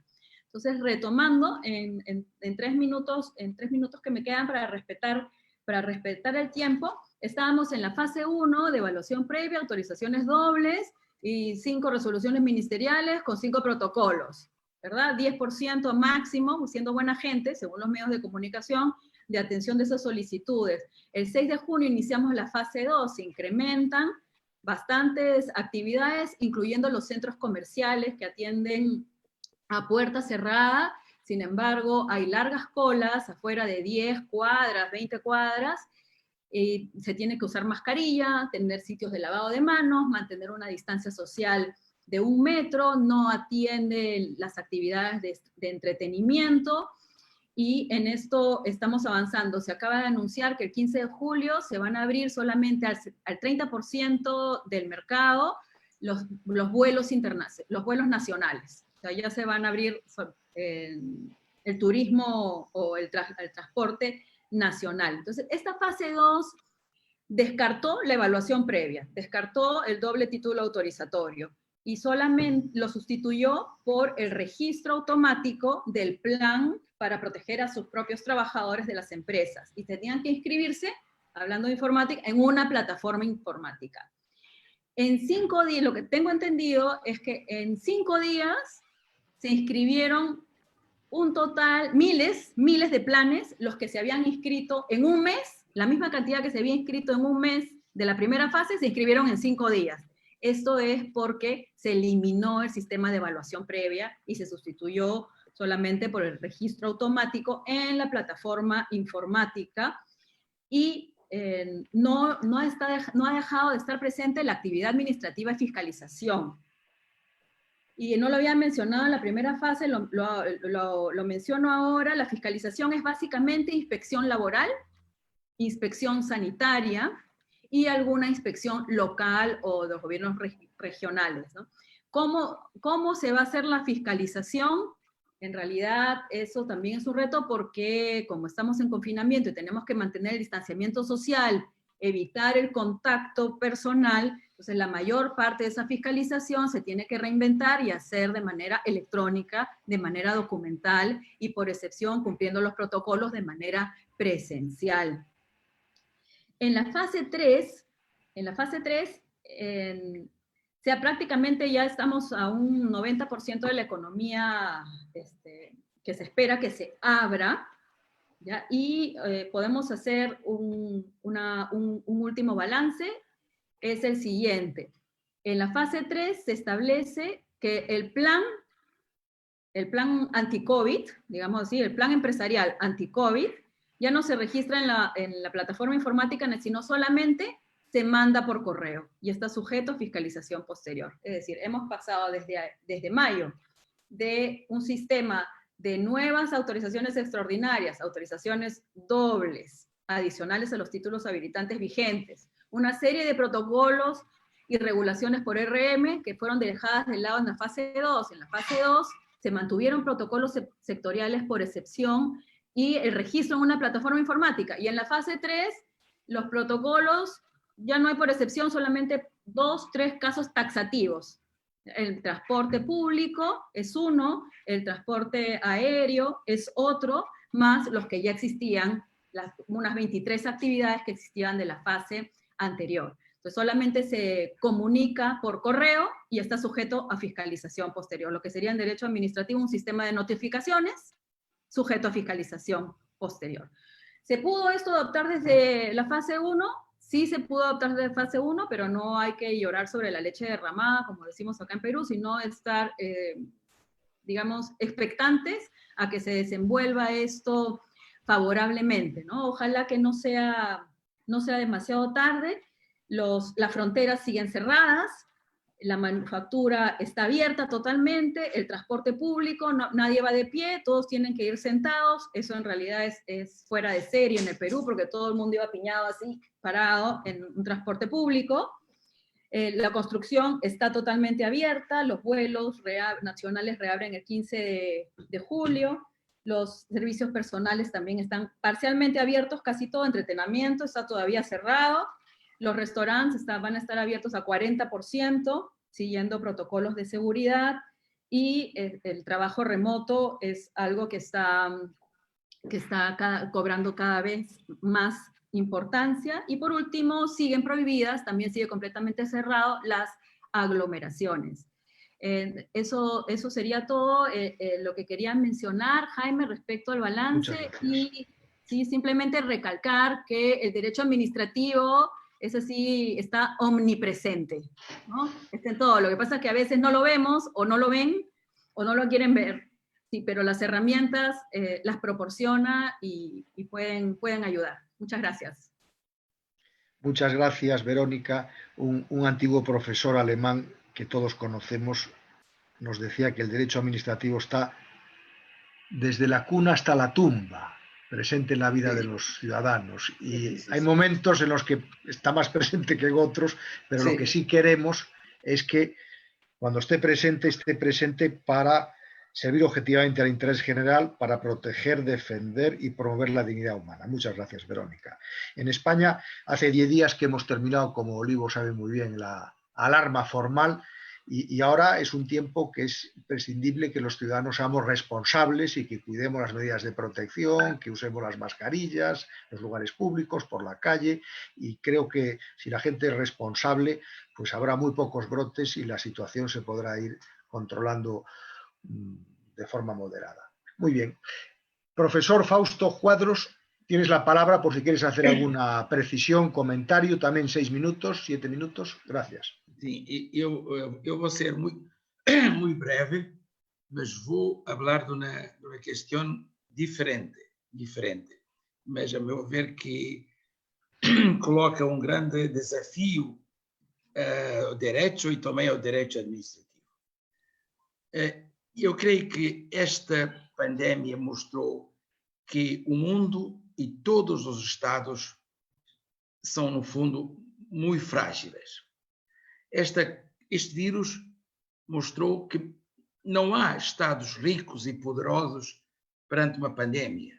E o melhor exemplo são os Estados Unidos, a mais poderosa potência do mundo, porventura mais atingida, mais tragicamente atingida por esta pandemia. Portanto, a grande novidade desta pandemia é que o vírus foi um vírus global, não olhou a fronteiras e destruiu praticamente o globo, o mundo todo. Ora bem, perante isto só há uma reação de parte da humanidade. É que perante um vírus global, ou perante situações iguais no futuro, o combate também tem que ser global. Não pode ser um combate parcelar, não pode ser um combate de cada um dos 200 Estados-membros das Nações Unidas. E neste combate global, também teremos de ter a humildade de concluir que as agências das Nações Unidas, que deviam estar na frente do combate, falharam por completo. A Organização Mundial da Saúde foi um grande fiasco neste combate da pandemia e chegou a dar instruções aos Estados contrárias àquelas que eram necessárias. Por exemplo, durante muito tempo condenou o uso das mascarilhas e agora está provado que as mascarilhas são um elemento muito útil no combate da pandemia. Portanto, o que precisamos depois desta pandemia? Esta pode ser o grande contributo positivo, apesar do caráter catastrófico da pandemia para muitos Estados, poderá ser o contributo positivo desta pandemia. É que é preciso, para estas situações, reforçar a globalização. Mas globalização no sentido muito amplo. Globalização que permita, perante estas situações, uma ação coordenada ao nível mundial, para o que já não bastam os espaços regionais de integração, que aliás praticamente só funcionam na Europa. Não bastam os continentes integrados, é preciso uma globalização a nível mundial. Portanto, uma ação coordenada a nível mundial, uma ação eficaz a nível mundial. Eficaz significa eficiente quanto ao conhecimento da prevenção e da repressão para a saúde deste tipo de catástrofes. Significa transparente, uma ação ao nível global transparente. O que a China fez nesta pandemia é inaceitável em 2020. Quer por ação, quer por omissão, contribuiu de muitas formas. Havemos saber com pormenor, se calhar com detalhe, o que é que aconteceu na China, para por ação e omissão contribuir para a pandemia. E, portanto, é preciso uma ação global, e aqui chega ao direito, e ao direito administrativo. É preciso que o direito se reforce ao nível global, que haja uma comunidade jurídica global, que eu sei que é uma tarefa para muitas décadas, não vamos ter isso em 2020, se calhar teremos isto em 2050, mas temos já que trabalhar para que os nossos filhos, os nossos netos, tenham aquilo que nós não tivemos, que é a possibilidade de um combate global para estas situações. E aí o direito tem um grande papel, e o direito administrativo e o direito constitucional um grande papel. Até porque não podemos aceitar que a globalização continue a ser uma globalização apenas dos mercados, apenas do comércio internacional, mas tem que ser uma globalização que pense na pessoa humana e que tenha a pessoa humana no centro da globalização. Por isso, toda esta ação que eu defendo deve ser respeitadora da democracia, do Estado de Direito, do rule of law, primado do direito e dos direitos fundamentais. E para isso não podemos contar com Chinas, não podemos contar com Rússias e não podemos contar com alguns Estados. Por isso é que eu digo que temos de ser otimistas e temos que lutar por este novo mundo global, assim entendido, mas ainda será tarefa para muitos anos. Mas temos que começar já E esta é a grande lição desta pandemia. A pandemia mostrou-nos que somos fracos, somos impotentes e somos frágeis. Todos. E quem não concluir assim, não contribui para o progresso nem do seu Estado, nem da humanidade. Muito obrigado.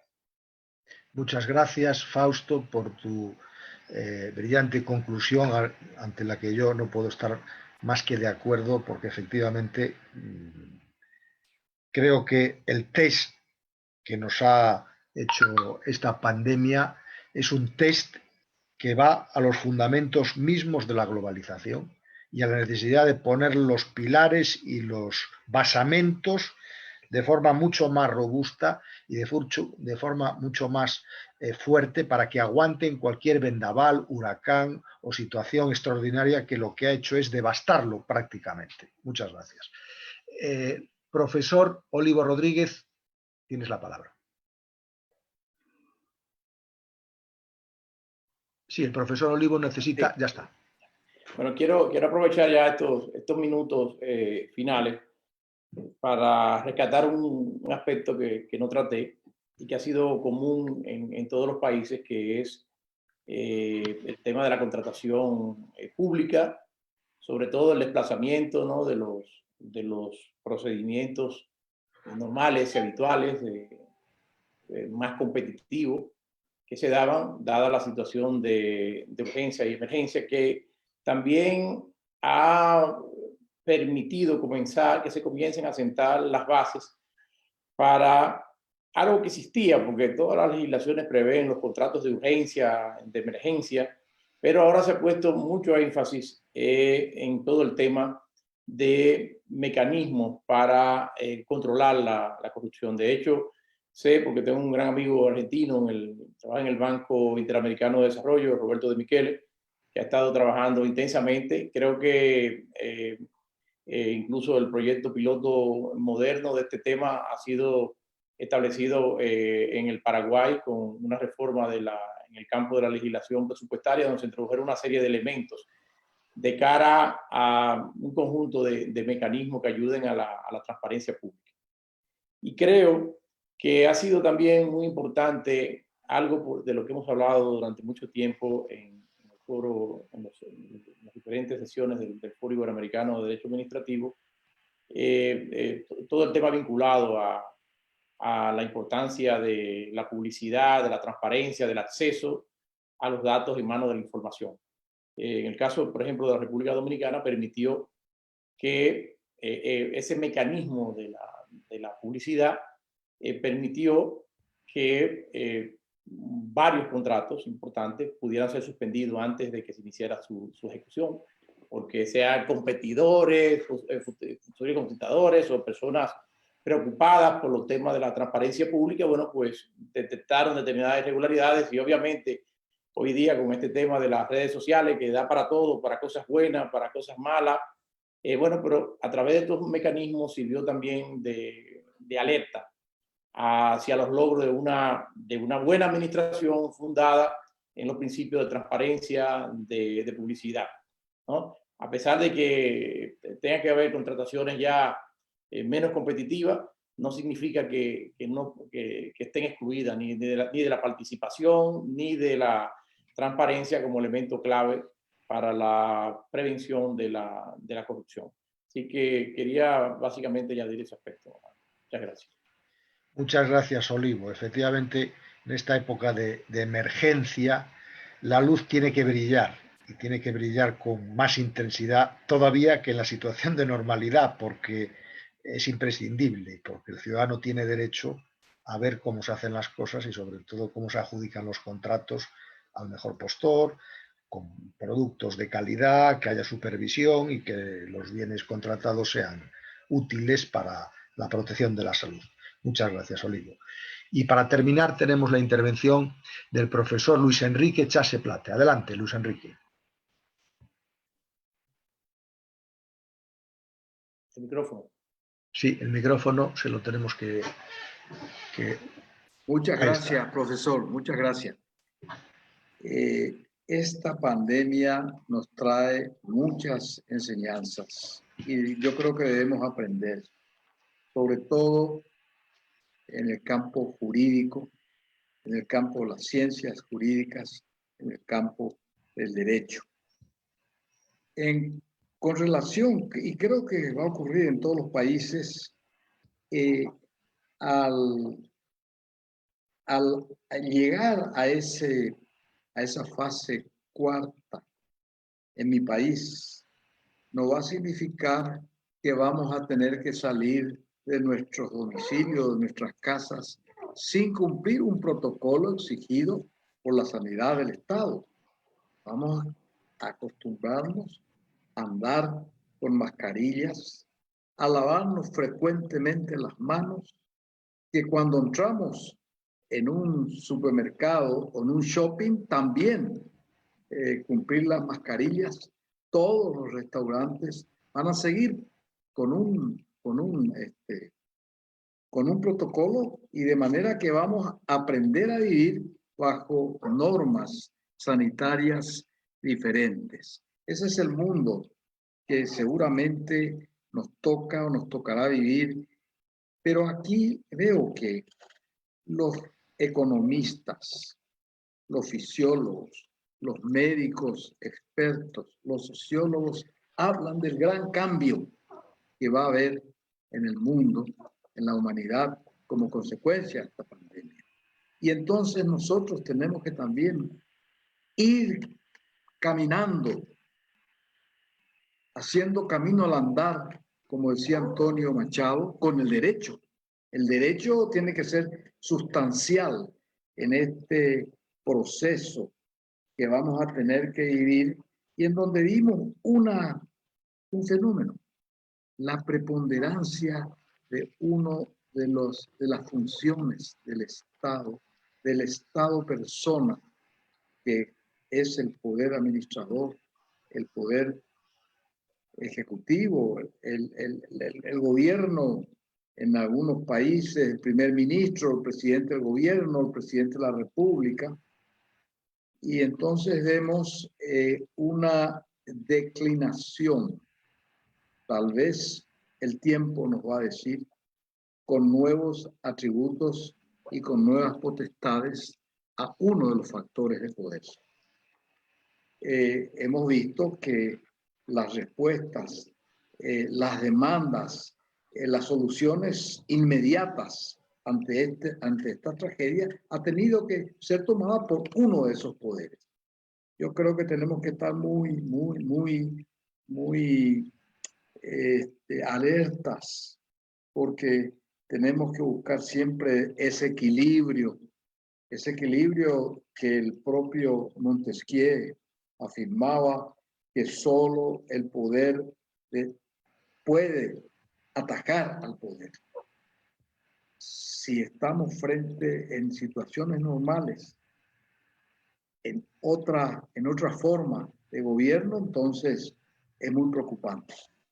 Pero esto que ocurrió ha sido durante una etapa de excepción, en tiempos bonancibles.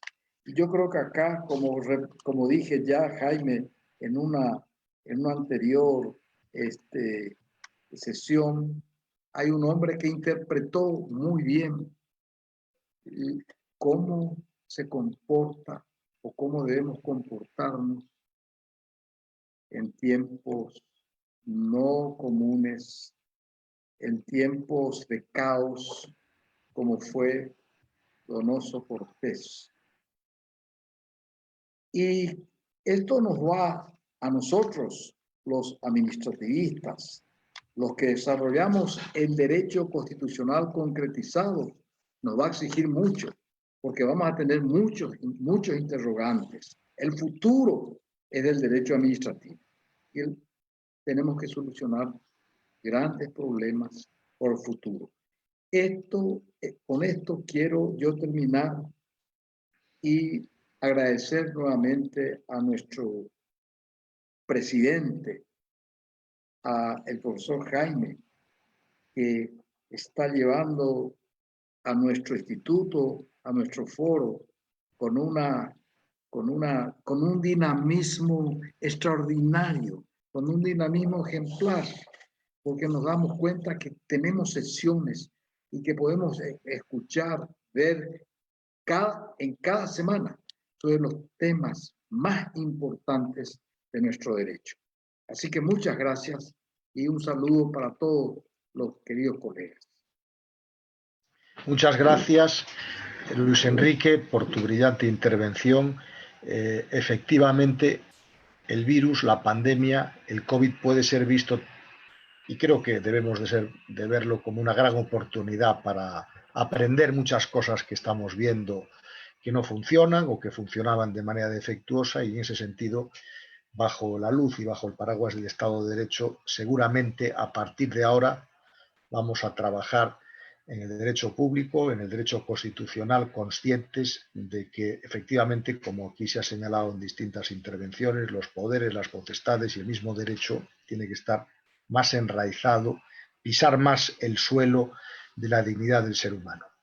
Quiero aprovechar también, porque he visto a otros profesores del foro que se han incorporado, como Luis José Béjar, Marco Aurelio Maldonado, la doctora Mirto Sotela de Andró, Federico Morandini, Richard Martin, Alejandro Pérez Dualde y otros, algunos que a lo mejor pues han entrado y salido y no los he visto, pero es muy grato, ¿verdad?, ver que los profesores y profesoras participan, están presentes cuando intervienen, también cuando no intervienen, y hay otros colegas que también siguen con interés estas sesiones y es muy de agradecer. La próxima, y ya vamos a ir entrando en las últimas, porque seguramente en el mes de agosto vamos a hacer un pequeño paréntesis, pero en septiembre volveremos, y seguramente, como el foro de este año, de octubre, no vamos a poder celebrarlo, pero en esa semana sí vamos a tener, de alguna manera, virtualmente, por lo menos algunas de las sesiones que estaban previstas, las vamos a intentar reproducir, ya que tenemos estos magníficos sistemas online. Buscaremos la manera de poder tener algunas de esas clases, de esas sesiones, y entonces el próximo jueves, porque la semana que viene, el martes, tampoco va a ser posible, pero para el próximo jueves, día 9, vamos a tratar de un tema que ha salido también en la noche de hoy, en la tarde de hoy, que son los desafíos de la administración electrónica en tiempos de COVID. Es una materia también para juristas, pero también para tecnólogos, y por eso vamos a tener representantes del derecho, de las nuevas tecnologías, en concreto la profesora argentina Cecilia Danesi, el profesor español Óscar Cortés, el profesor uruguayo Pablo Chavi, la profesora brasileña Vivian Valle y el profesor peruano Ricardo Salazar, todos ellos especialistas acreditados en materias como el procedimiento electrónico, el expediente electrónico, la contratación electrónica, que creo que en este tiempo ha estado puestos a prueba y nos van a mostrar también las virtualidades, las luces, las sombras que estas técnicas han manifestado durante estos días. A los profesores que hoy han intervenido, Verónica, Fausto, Olivo, Luis Enrique, de verdad, muchas gracias. Os lo habéis preparado muy bien y nos habéis hecho disfrutar en este rato de lecciones y clases que a todos nos hacen comprender mejor lo que está pasando y pensar también en el futuro y en ese derecho administrativo que todos soñamos, en esa globalización de rostro humano, ¿verdad?, fundada sobre las bases de la persona, desde la cual su dignidad debe de irradiar y debe iluminar todas las categorías y fuentes del derecho administrativo. Por lo tanto, a todos, muchas gracias por vuestra atención, que tengáis muy buenas tardes, buenas noches ya en España, y si Dios quiere, hasta el próximo día 9 de julio, a esta misma hora. Un abrazo para todos. Un abrazo. Adiós. Un abrazo. Adiós. Adiós.